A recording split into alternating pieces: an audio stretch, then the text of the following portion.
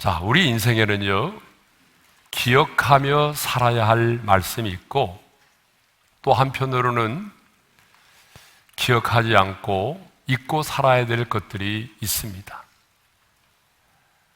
그래서인지 성경에도 보게 되면 기억하라는 말씀이 있는가 하면 기억하지 말라고 하는 말씀도 있습니다. 그래서 우리는 지난 시간에 이전 일을 기억하지 말라라고 하는 그런 제목으로 말씀을 나눴습니다. 자, 오늘은 반대로 기억하라고 하는 말씀을 생각해 보도록 하겠습니다. 자, 성경을 보게 되면요, 기억하지 말라는 말씀보다는 기억하라고 하는 말씀이 훨씬 더 많이 나옵니다. 자, 이것을 보게 되면 우리 하나님은 어떤 분이시냐면 기억하시는 하나님이심을 알 수가 있어요. 창세기 8장 1절을 보게 되면 하나님은 그 노아의 홍수 때에 노아를 기억하사 바람으로 그 물들을 물러가게 하셨어요. 그리고 창세기 19장 29절을 보게 되면 하나님께서 소돔과 고모라를 심판하실 때에 아브라함을 기억하사 롯을 구출하셨습니다.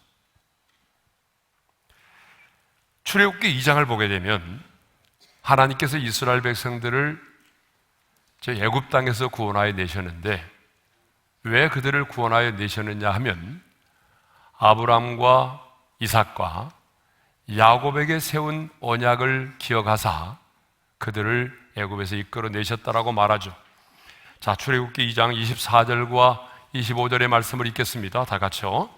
하나님이 그들의 고통 소리를 들으시고 하나님이 아브라함과 이삭과 야곱에게 세운 그의 언약을 기억하사 하나님이 이스라엘 자손을 돌보셨고 하나님이 그들을 기억하셨더라. 이렇게 출애굽의 역사는 하나님의 기억하심으로부터 시작이 되었다라고 하는 사실이죠. 하나님은 우리가 기도하면 그 우리의 기도를 들으시고 기억하사 응답하신다라고 말씀하고 있어요. 창세기 30장 22절의 말씀을 우리 함께 읽겠습니다. 다 같이요. 하나님이 라헬을 생각하신지라 하나님이 그의 소원을 들으시고 그의 태를 여셨으므로 하나님께서 야곱의 아내 라헬을 생각하셨다. 이 말은 기억하셨다는 말이죠. 그 야곱의 아내 라헬을 기억하사 그 소원을 들으시고 그의 태를 열으셨습니다. 여러분, 한나 역시 마찬가지예요. 자녀가 없던 한나가 간절히 기도할 때에 하나님이 그를 기억하사 사무엘이라고 하는 그런 아들을 주셨습니다. 사무엘상 1장 19절과 20절의 말씀을 함께 읽겠습니다. 다 같이요. 여호와께서 그를 생각하신지라 한나가 임신하고 때가 이름에 아들을 낳아 사무엘이라 이름하였으니. 근데 여러분, 이 사무엘이라고 하는 이름의 뜻이 뭔지 아세요? 하나님이 들으셨다는 말이에요. 샤마, 듣다라고 하는 말과 하나님이라는 단어의 합성어죠. 하나님이 자기의 기도를 들으셨다는 거예요. 그러므로 한나는 사무엘을 부를 때마다 하나님이 자신의 기도를 들으셨음을 잊지 않고 기억했던 것입니다. 자, 이렇게 하나님은 기억하시는 하나님이십니다. 우리 한번 따라서 합시다. 하나님은 기억하시는 하나님이십니다.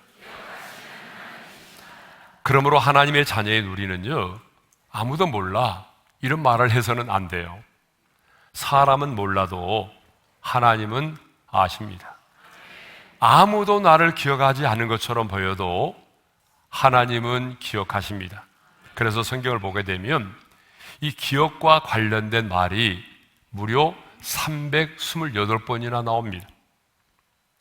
그러므로 사람이 나를 알아주지 않는다고 해서 여러분 실족하지 않기를 바랍니다.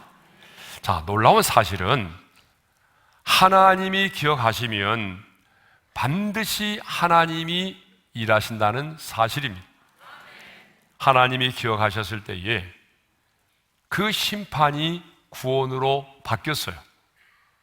하나님이 기억하셨을 때에 그 기도의 응답이 임하였습니다.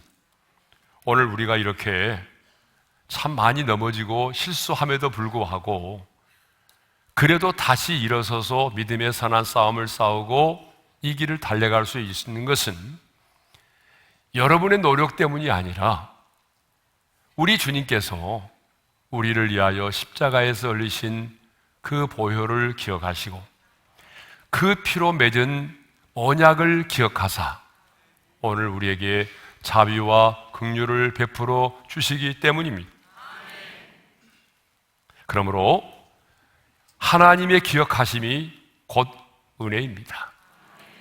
성경에 보게 되면 이 기억하라고 하는 말씀이 참 많이 나오는데요. 그래서 오늘은 그 기억하라는 말씀 가운데서 정말 우리에게 필요한 말씀이 어떤 것인지를 함께 여러분과 나누고자 합니다. 첫째로 광야를 기억하라는 것입니다. 모세는 40년 광야 생활을 마치고 가나안 땅에 입성을 앞두고 있는 이스라엘 백성들에게 40년 광야 생활을 기억하라고 말씀을 하십니다. 신명기 8장 2절이죠. 다 같이요. 내 하나님 여호와께서 이 40년 동안에 내게 광야 길을 걷게 하신 것을 기억하라. 이는 너를 낮추심이.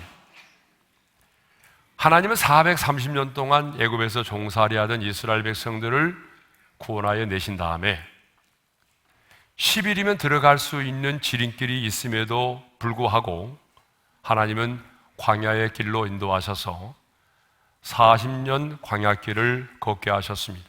그러면 왜 하나님은 40년 광야의 길을 걷게 하셨을까요?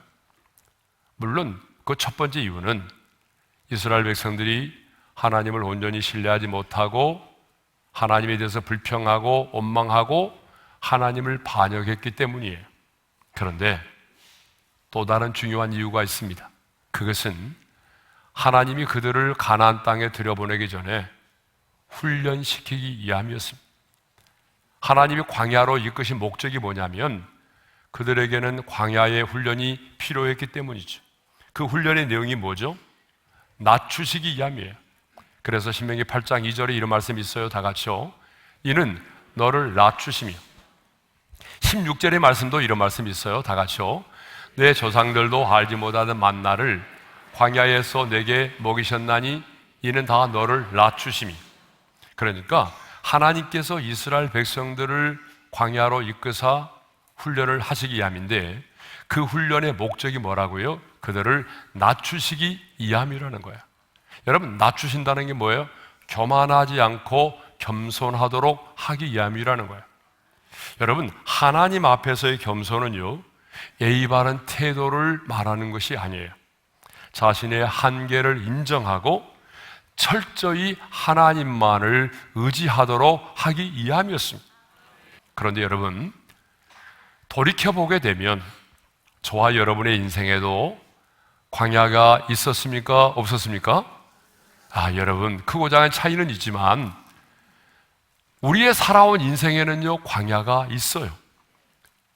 내 인간의 방법으로는 어떻게 해결할 수 없는, 그래서 하나님만을 의지하며 살았던 때가 있습니다. 아침에 눈을 뜨는 순간부터 주님 나를 붙잡아 주세요. 주님 나를 인도해 주세요. 주님 은혜가 아니면 오늘 하루도 버틸 수가 없어요. 남이 고백하며 살았던 그런 인생의 광야의 순간들이 있었다라고 하는 거죠. 그런데 하나님은 오늘 그렇게 살아왔던 내 인생의 광야를 기억해 보라고 말씀을 하십니다. 여러분, 광야를 기억하라고 하는 말은 그땐 정말 너무 가난하고 힘들었지, 여러분, 내가 광야를 거닐면서 겪었던 그 고난과 아픔과 상처를 기억하라는 말이 아니에요. 그때는 먹고 살 게 없어서 힘들었지. 그때는 뭐 차 타고 차비도 없어서 토큰도 없어가지고 발을 동동 굴렀지. 자녀에게 먹일 우유가 없어서 힘들었지. 그걸 얘기하는 게 아니에요. 광야를 기억하라고 하는 말은 이전에 내가 광야를 거닐면서 힘들었던 고난과 아픔과 상처를 기억하라는 말이 아닙니다.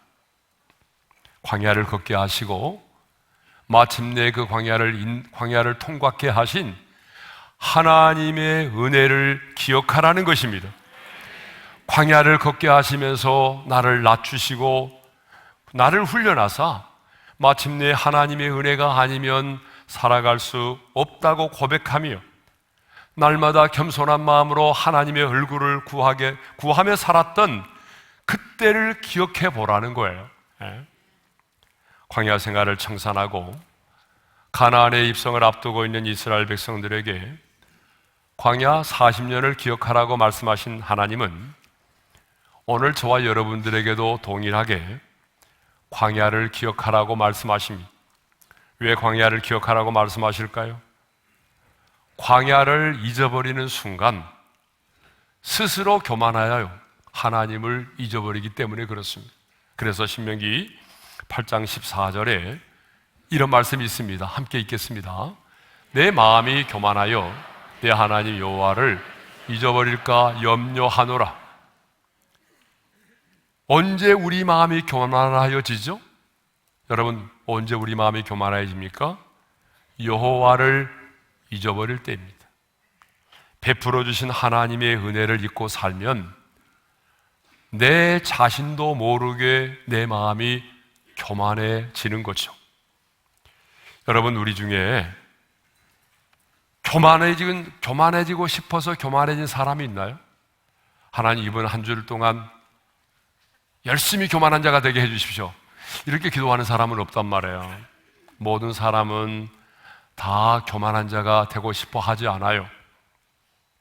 더더욱 하나님의 사람은 그렇죠. 그런데 내가 교만해지고 싶어서 교만해진 사람은 아무도 없습니다.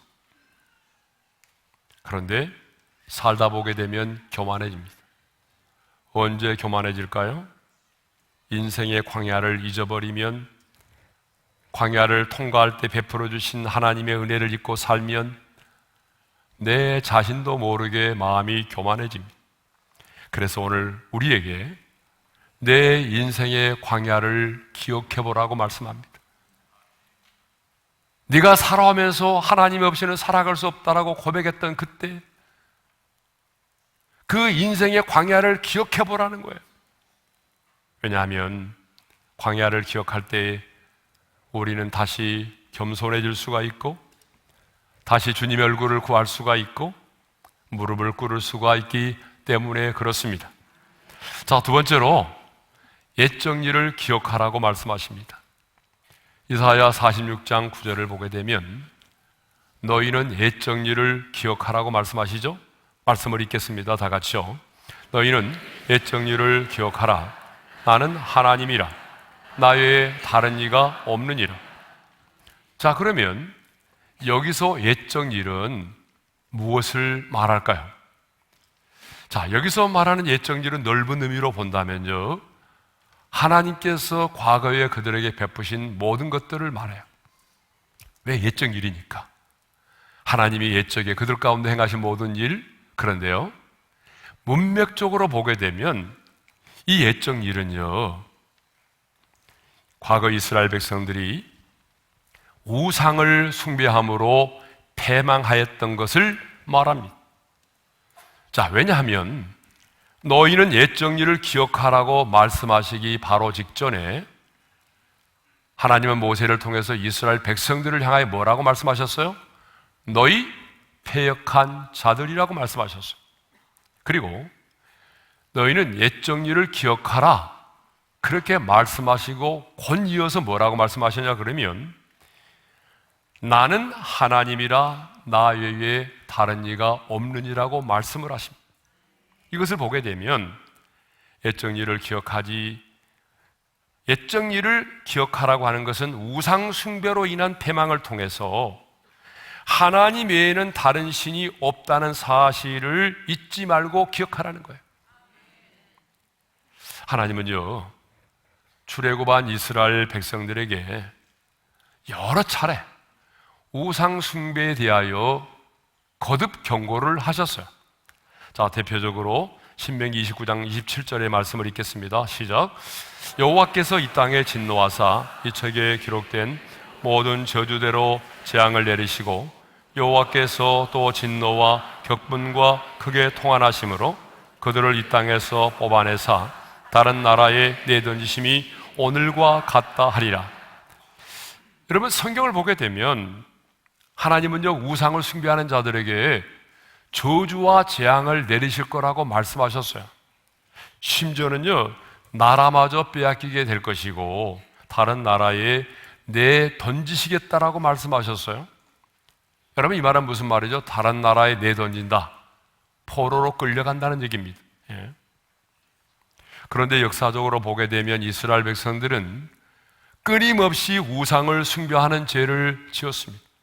그래서 그 우상 숭배의 죄로 인해서 저주와 재앙을 받았습니다. 심지어는요, 나라마저 빼앗기고 포로로 끌려가서 노예 생활을 해야만 했던 거죠. 그러므로 우리는 우상을 숭배하는 것이, 탐욕의 지배를 받고 살아가는 것이, 재물을 하나님보다도 사랑하고 의지하는 것이 패망의 지름길임을 잊지 말고 여호와 하나님만이 내가 섬길 수 있는 유일한 하나님이심을 기억하며 살아야 합니다. 자, 세 번째로 내 하나님 여호와를 기억하라고 말씀하십니다. 이제 40년 광야 생활을 마친 이스라엘 백성들이요, 이제 요단강을 건너서 가나안 땅에 들어가게 됩니다. 그러면 가나안 땅에 들어가게 되면 뭘 어떻게 하죠? 가나안의 원주민을 몰아내는 싸움을 하겠죠? 가나안의 원주민을 몰아내고서 승리하게 되면 그 땅을 기업으로 분배를 받게 됩니다. 그러면 그들은요, 최초입니다. 최초로 이제 그들은 가나안 땅에 들어가서 자신들이 머무를 수 있는 장막도 소유하게 되고 농사를 지을 수 있는 농경지도 확보하게 되고 또 가나안 사람들이 가지고 있던 과수원도 갖게 되고 또 가축들도 소유하게 되는 겁니다. 그런데 모세는 그때에 내게 재물 얻을 능력을 주신 내 하나님 여호와를 기억하라고 말씀하십니다. 자, 신명기 8장 17절과 18절의 말씀을 읽겠어요, 다 같이요. 그러나 내가 마음에 이르기를 내 능력과 내 손의 힘으로 내가 이 재물을 얻었다 말할 것이라. 내 하나님 여호와를 기억하라. 그가 내게 재물 얻을 능력을 주셨습니다. 그때에 가나안 땅에 들어가서 이렇게 장막도 갖게 되고 농경지도 갖게 되고 과수원도 갖게 되고 많은 가축들을 갖게 되었을 때에 행여나 마음속으로라도 내 능력과 내 손의 힘으로 내가 이 재물을 얻었다라고 생각하지 말라는 거예요. 너희가 이렇게 많은 재물을 얻게 된 것은 내가 너희에게 재물 얻을 능력을 주었기 때문이라는 것입니다. 그러므로 가나안 땅에 들어가서 많은 재물을 얻게 될 때에 하나님께서 이 모든 재물을 주셨다는 사실을 잊지 말고 내게 재물 얻을 능력을 주신 내 하나님 여호와를 기억하라는 것입니다.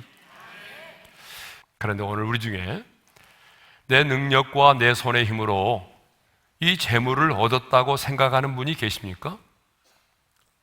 저는 오늘 여러분들에게 이 사실을 묻고 싶은 거예요. 물론 지금 내가 가지고 있고 사용하고 있는 재물은 대부분 내가 일을 해서 번 것입니다. 여러분, 이 돈을 벌기 위해서 얼마나 많은 시간을 우리가 투자했고 얼마나 많은 시간 땀을 흘리고 수고를 했는지 모릅니다. 그러나 더 중요한 것은 하나님께서 재물 얻을 능력을 주셨기 때문에 내가 이 재물을 갖게 되었다라고 하는 것입니다. 하나님께서 이 재물을 얻을 수 있도록 내게 1차적으로 일할 수 있는 건강을 주셨어요. 그리고 나에게 직장도 주셨습니다. 이 돈을 벌 수 있는 재능도 주셨습니다. 돈을 벌 수 있도록 하나님이 기회를 허락해 주셨습니다. 그리고 나 홀로 돈을 버는 게 아니잖아요. 만나는 사람이 있어야 되는 거 아니에요? 또 하나님이 만남의 축복을 주셨습니다. 그러므로 우리는 내 힘과 내 능력으로, 아니 내 열심과 수고로 이 돈을 벌었지만 하나님의 은혜로 이 물질을 주셨다고 고백해야 한다는 것입니다. 자, 성경을 보게 되면 하나님은 우리에게 재물을 주시는 것이 아니라 재물 얻을 능력을 이미 우리에게 주셨습니다. 여러분, 우리가 하나님 앞에 기도한다고 해서 갑자기 돈다발이 떨어지는 거 아니잖아요. 하나님은 우리에게 재물을 주시는 것이 아니라 우리에게 이미 재물 얻을 능력을 주셨어요. 시간이 없기 때문에 간단하게 제가 말씀드리지만, 하나님이 그러면 우리에게 주신 그 재물 얻을 능력이 뭐예요? 첫째로 재물과 관련된 약속의 말씀입니다. 자, 대표적으로 잠언 22장 4절의 말씀을 읽겠습니다. 시작. 겸손과 여호와를 경외함의 보상은 재물과 영광과 생명이니라. 여러분, 성경에 보게 되면 오늘 우리가 붙들고 선포하며 기도할 수 있는 이 재물과 관련된 하나님의 약속의 말씀이 얼마나 많은지 모릅니다. 이것이 첫째로 하나님이 우리에게 재물 얻을 능력을 주신 것입니다. 두 번째로는 뭐냐면 하나님의 자녀된 권세를 우리에게 주셨다는, 언제든지 우리는 하나님의 자녀된 권세를 가지고 아버지 앞에 나가서 우리의 필요를 구할 수 있다는 거죠. 이게 하나님의 자녀된 권세잖아요. 세 번째로는 하나님이 우리에게 주신 비전입니다. 야망이 아닌 비전. 여러분, 비전의 목적은 하나님의 하나님 되심을 드러내는 거잖아요. 그러니까 하나님은 하나님 당신의 선하심과 이대하심과 하나님의 하나님 되심을 드러내는 그 비전을 가지고 살아가는 자에게는 그 비전을 이루기 위해서 많은 재정을 흘러 보내주십니다. 그래서 그 비전 때문에 재물의 복을 받은 사람들이 무수히 많아요. 여러분, 우리 교회도 대표적으로 그런 교회입니다. 비전 때문에. 우리 교회는 비전 때문에 하나님이 이 교회를 부흥케 하셨고, 그 비전 때문에 우리 교회를 축복하셨어요. 마지막 네 번째가 뭐냐면 청지기적인 신앙입니다. 그러니까 청지기적인 신앙이 뭐예요? 이 물질은 내 것이 아니라 하나님이 내게 맡기신 것이므로 내가 이 물질을 어떻게 관리하고 어떻게 바르게 쓸 것인가를 늘 고민하며 사는 사람이 청지기입니다. 여러분, 하나님은 부유하신 분이고 충만하신 분이기 때문에 하나님의 자녀된 우리에게 그 많은 부를 주시기를 원하십니다. 그런데 여러분, 중요한 것은 하나님이 주신 물질을 바르게 관리하지 못하면 그 물질 때문에 내 영혼이 병들고 하나님과 멀어지고 도리어 저주가 되는 경우가 많아요. 그러므로 물질을 구하기 전에 여러분이 먼저 구해야 될 것은 하나님이 제게 어떤 물질을 주실지라도 저는 그 물질 때문에 하나님과 멀어지지 않겠습니다. 그 물질을 반드시 선한 일에 사용하겠습니다. 청지기로서 내가 바르게 관리하겠습니다. 여러분, 그렇게 준비된 자가 되어야 하는 것이 먼저입니다. 성경은요, 재물을 얻는 것, 부자가 되는 것을 정죄하거나 비판하지 않으십니다. 재물을 죄악시 여기고 청빈만을 미덕으로 삼는다는 것은 성경의 가르침이 아닙니다. 여러분, 전도서 5장 19절의 말씀을 읽겠어요? 다 같이요. 또한 어떤 사람에게든지 하나님이 재물과 부요를 그에게 주사 능히 누리게 하시며 제 몫을 받아 수고함으로 즐거워하게 하신 것은 하나님의 선물이라. 하나님은요, 우리가 열심히 수고하고 또 노력하고 또 하나님이 재물 얻을 능력을 주셔서 우리에게 주신 물질을 누리며 사는 것을 정죄하지 않아요. 하나님의 선물이라고 분명히 말씀하십니다. 그렇죠? 하나님의 선물이다. 예. 그러나 여러분, 하나님이 내게 주신 물질 때문에 내가 하나님을 잊고 이것 때문에 하나님과 멀어지고 교만해진다면 그 물질은요, 우리에게 복이 아니라 저주가 되는 것이죠. 그러므로 우리는 내가 소유하고 있는 이 물질이 내 힘과 내 능력으로 얻어진 것이 아니라 하나님께서 내게 은혜로 주신 것임을 깨닫고 감사하며 여호와 하나님을 기억할 수 있기를 바랍니다. 돈을 기억하는 것이 아니라 내게 재물 얻을 능력을 주사 이 물질을 내게 허락하신 여호와 하나님을 기억해야 됩니다. 우리는 끊임없이 하나님이 내 인생 가운데 베풀어 주신 하나님의 은혜를 기억해야 됩니다.